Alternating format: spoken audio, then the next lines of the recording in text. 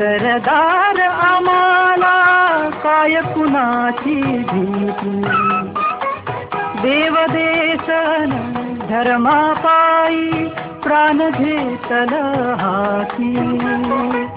शूर आम्ही सरदार आम्हाला काय कुणाची भीती.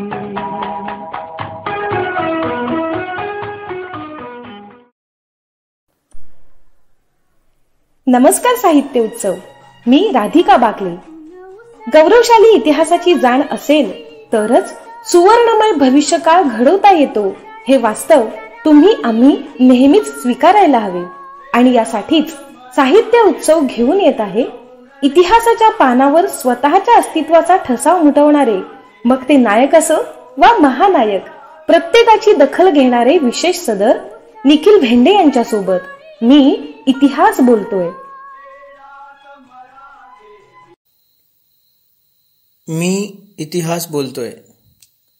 साहित्य उत्सव समूहावरील सर्व रसिक श्रोत्यांना माझा नमस्कार.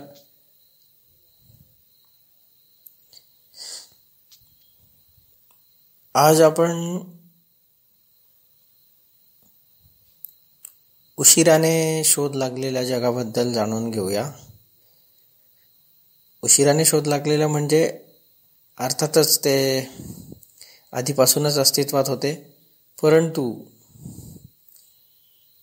पृथ्वीची मुख्य भूमी म्हणजे आफ्रिका, आशिया आणि युरोप हे खंड, जी खंड आपापसामध्ये जोडलेली आहे.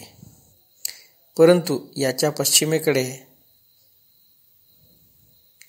अटलांटिक महासागराच्या पश्चिमेकडे अमेरिका हे खंड आहे. हे आपल्याला इसवी सनाचे 15वे शतक येत संपता लक्षात आले. म्हणजे त्याचा शोध लावण्यात आला. कोलंबसने तो शोध लावला हे आपल्याला सर्वश्रुत आहे. तेव्हा आपल्याला कळले की इथे एक सुसमृद्ध अशी एक संस्कृती उदयास आलेली आहे आणि ती भरभराटीलाही आलेली आहे आणि काळाच्या ओघात नष्ट सुद्धा झाली. तर अशा या संस्कृतीबद्दल आज आपण जाणून घेऊया, जी आहे माया संस्कृती.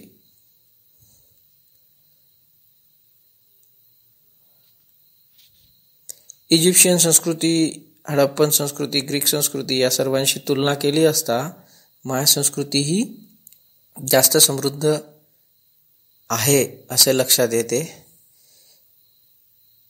शेती, पशुपालन, भौतिकशास्त्र, ज्योतिषशास्त्र, कालगणना या संबंधातील या संस्कृतीचे ज्ञान किंवा या संस्कृतीतील माहितगारपणा हा वाखाणण्याजोगा आहे. तर माया संस्कृती होती कुठे? तर आजच्या अमेरिकन संघराज्याच्या दक्षिणेला असलेल्या मेक्सिको आणि मध्य अमेरिकेतील Guatemala, Belize, Honduras, El Salvador, Panama यासारख्या देशांमध्ये मेसो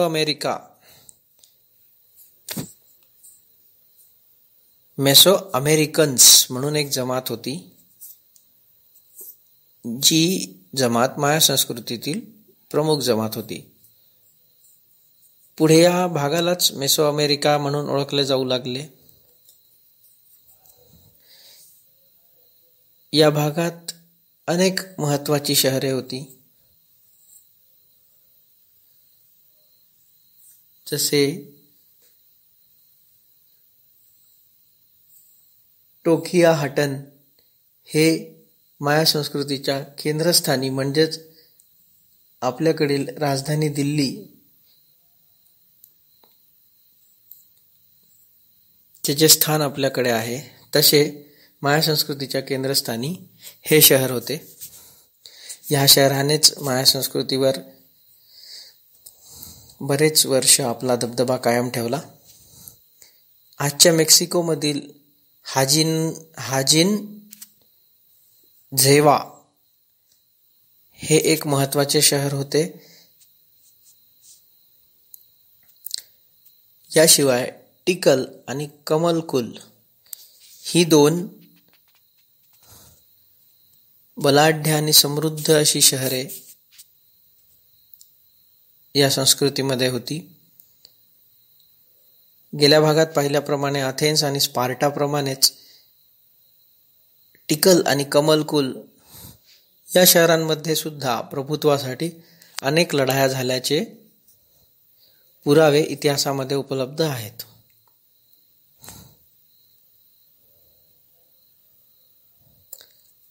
स्पॅनिश लोकांनी इथे चढाई केल्यानंतर त्यांनी अनेक शोध लावण्याचा प्रयत्न केला. तेव्हा अनेक पिरॅमिड, अनेक महाल व इतर बांधकामेही येथे आढळून आली. असेच एक बांधकाम म्हणजेच एक महाल वर नमूद केलेल्या मेक्सिकोमधील हजान झेवा या शहरामध्ये सापडला आहे. 6 मीटर उंच, 15 मीटर रुंद आणि 15 मीटर लांब आणि 3 मीटर रुंद, 6 मीटर उंच, 30 मीटर लांब आणि 15 मीटर रुंद असा अवाढव्य महाल या शहरामध्ये सापडला होता. यावरूनच या संस्कृतीतील लोकांचे बांधकाम कौशल्य देखील लक्षात येते. या संस्कृतीमध्ये अनेक महत्त्वपूर्ण शोध त्यांनी लावले. जसे की आज सगळीकडे प्रचलित असलेल्या रबराचा शोध माया संस्कृतीमध्येच लागला. रबरापासून चेंडू आणि इतरही साधन सामग्री त्यांनी निर्माण केली. माया संस्कृतीने लावलेला सर्वात महत्त्वाचा शोध तर महत्त्वाचा म्हणजे सर्वांना रुची असलेला शोध. कारण आज छोट्यापासून वृद्धांपर्यंत सर्वांच्याच तोंडाला पाणी सोडणारा पदार्थ म्हणजे चॉकलेट. आणि या चॉकलेटचा शोध हा माया संस्कृतीने लावलेला आहे. चॉकलेटमधील सर्वात महत्त्वाचा घटक म्हणजे कोको बीन्स. आणि या कोको बीन्सचा शोध किंवा कोको बीन्सचा उपयोग सर्वप्रथम माया संस्कृतीतील नागरिकांनीच केला आहे.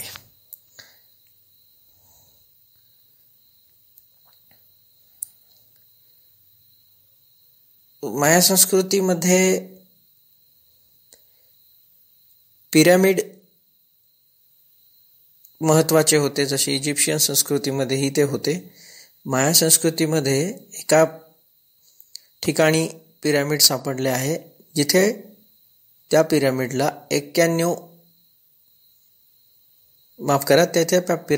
4ही बाजूंनी 91 पायऱ्या आहेत. आणि त्यांच्यावरती एक पायरी आहे जी एका मंदिरापर्यंत पोहोचते.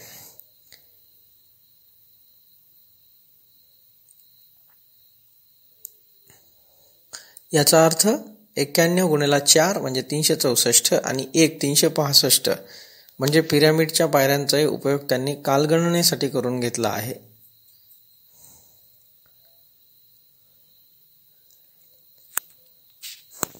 माया संस्कृतीबद्दल आपल्याला जास्तीत जास्त माहिती आजपर्यंत मिळालेली आहे. याचे कारण म्हणजे त्यांची लिपी ही जवळजवळ 80% समजून घेण्यात यश प्राप्त झालेले आहे.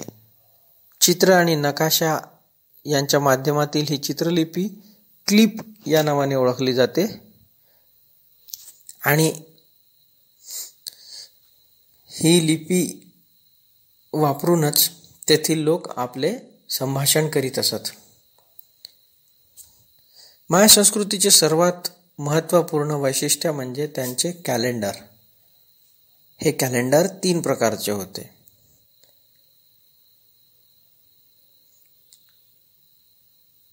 लॉंग काउंट, डोजलकिन आणि हप. सर्वप्रथम हप, जे की स्थानिक कॅलेंडर होते, स्थानिक नागरी कॅलेंडर होते. या कॅलेंडर वर्षामध्ये हे कॅलेंडर एका वर्षाचे होते, ज्यामध्ये 365 दिवस म्हणजे ग्रेगोरियन कॅलेंडर प्रमाणेच होते. परंतु हे 365 दिवस 19 महिन्यांमध्ये विभागले होते, ज्यापैकी 18 महिन्यांमध्ये प्रति महिना 20 दिवस म्हणजेच 360 दिवस आणि 19व्या महिन्यामध्ये 5 दिवस. परंतु येथील लोकांच्या मानण्यानुसार 19वा महिना हा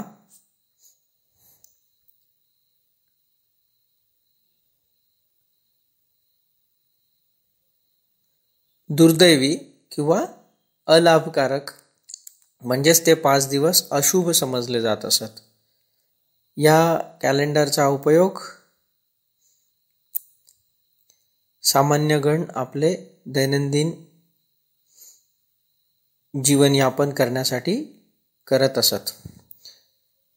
दुसरे कॅलेंडर म्हणजे डोजलकिन. डोजलकिन हे एक दैवी पंचांग आहे, ज्यामध्ये एक वर्ष हे 260 दिवसांचे आहे आणि प्रत्येक 260 दिवसांचे असून ते 20 महिन्यांमध्ये विभागले आहे आणि प्रत्येक महिन्यामध्ये 13 दिवस आहेत. या पंचांगाचा उपयोग धार्मिक सण, उत्सव, अनेक रीतिरिवाज तसेच नामकरण सोहळ्यासाठी केला जात असे. तिसरे पंचांग म्हणजे लॉंग काउंट. लॉंग काउंट हे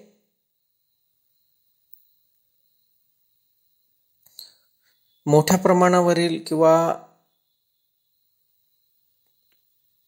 कालानुक्रमे लांब, बऱ्याच म्हणजे खूप पुढे असलेल्या किंवा खूप वर्षे दूर असलेल्या घटनेमध्ये किंवा तत्सम प्रकाराची कालगणना करण्यासाठी हे पंचांग वापरले जात असे. यामध्ये लॉंग काउंट मध्ये अनेक प्रकार आहेत, जसे की किन म्हणजे दिवस. 20 दिवसांचा एक युनिल, त्यानंतर 18 युनिलचा एक टून, त्यानंतर 20 टूनचा एक कार्टून आणि पुन्हा 20 कार्टूनचा एक बकटून. तर इथे आपण असे समजले की 0 ही तारीख जी कुणाचेही प्रतिनिधित्व करत नाही असे आपण समजले. तर 0 जर लिहिले आणि पहिल्या 0च्या जागी आपण 5 शून्य घेऊया, 0 0 0 0 0 आणि उजव्या बाजूच्या पहिल्या 0च्या जागी 1 आपण लिहिला म्हणजे एक किन लिहिला. हा किन पुढे 19 पर्यंत जाईल आणि 20व्या ठिकाणी दुसऱ्या डब्यामध्ये एक युनिल होईल. असेच 17 युनिल पूर्ण झाल्यानंतर 18व्या युनिलच्या ठिकाणी एक टून होईल. या टूनचे पुढे 19व्या टून नंतर 20व्या टूनच्या ठिकाणी एक कार्टून होईल. पुढे 19 कार्टून आणि नंतर 20व्या कार्टूनच्या ठिकाणी एक बकटून होईल. पुढे बकटून हे 13 बकटून आहेत आणि 13 बकटून नंतर यांची ही कालगणनेची ग्रेट सायकल पूर्ण होते. तर ही ग्रेट सायकल पूर्ण झाल्यानंतर कुठलाही दिवस या कॅलेंडरमध्ये दिलेला नाही.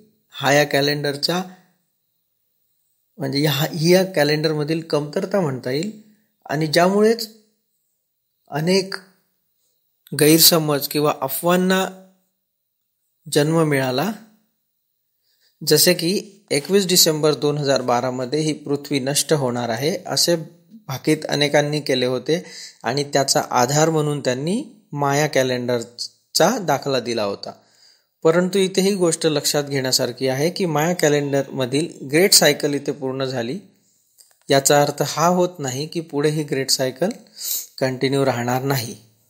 एकंदरीत मध्ये मी एक विसरलो की 13 बकटून मिळून ही कालगणना 5125 वर्षाची होते आणि ही कालगणना 21 डिसेंबर 2012 मध्ये पूर्ण झाली. म्हणजे ही ग्रेट सायकल पूर्ण झाली. म्हणजेच माया कॅलेंडरमध्ये असे कुठेही नमूद केलेले नाही की ही पृथ्वी 21 डिसेंबर 2012ला नष्ट होणार आहे. तिथे असंच म्हटले आहे की आमचे कॅलेंडर त्या कालगणनेपर्यंत आहे. कदाचित आज माया संस्कृती अस्तित्वात असती तर पुढेही हीच ग्रेट सायकल सुरू राहिली असती. तर इतर संस्कृती हे सर्वात महत्त्वाचे वैशिष्ट्य माया कॅलेंडर आहे जे आपण जाणून घेतले. अशा प्रकारेच इतर संस्कृती जशा काळाच्या ओघात नष्ट झाल्या तशीच माया संस्कृती देखील भरभराटीला आली आणि काळाच्या ओघात नष्ट झाली. परंतु ही संस्कृती नष्ट होण्याची अनेक कारणे आहेत. वैज्ञानिकांनी संशोधन केले असता त्यांनी सांगितले की ब्लू होल च्या अधिक प्रमाणामुळे ही संस्कृती नष्ट झाली. म्हणजेच जवळजवळ 150 वर्ष सलग दुष्काळ या प्रदेशात पडला आणि त्यामुळे अनेक लोक मृत्युमुखी पडले आणि ही संस्कृती नष्ट झाली. काहींच्या मते जसे की ही संस्कृती एका गोष्टीसाठी बदनाम आहे ती म्हणजे नरबळीची प्रथा. येथे हजारोच्या संख्येने नरबळी दिले जात असत. तेथील ईश्वराला सुखी किंवा प्रसन्न करून घेण्यासाठी नरबळीची प्रथा इथे होती. आणि काही वैज्ञानिकांचे हे मत आहे की या नरबळीच्या प्रथेमुळेच येथील लोकसंख्या कमी झाली आणि कमी होता होता ती नष्ट झाली. तर अनेक इतिहासकारांचे म्हणणे असेही आहे की युरोपियन साम्राज्यवादाच्या चढाईमुळे येथील संस्कृती नष्ट झाली आहे. कारण युरोपातून अनेक नवीन रोग या प्रदेशात पोहोचले ज्याचा प्रतिकार करणे येथील लोकांना शक्य झाले नाही. अशातच पेजानेटन हे महत्त्वाचे शहर इसवी सन 1697 मध्ये स्पॅनिश आक्रमकांनी जिंकून घेतले आणि माया संस्कृती संपुष्टात आली.